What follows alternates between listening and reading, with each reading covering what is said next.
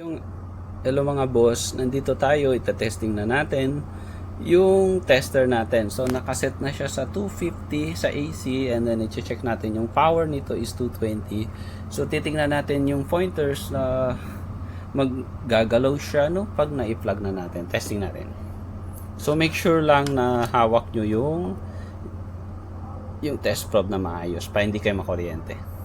So 1, 2, 3, okay. So gumana siya no.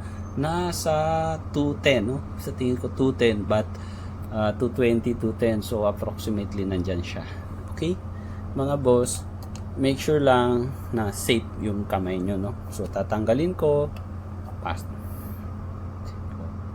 So yun, natetesting na natin nasa 220. So yun ang way na paggamit ng analog Sanwa multitester no. So yun lang mga boss at maraming salamat. Hintayin nyo ako sa mga susunod na araw na magte-demo naman tayo ng ibang tester no, ibang klase. Abangan nyo yun. Salamat.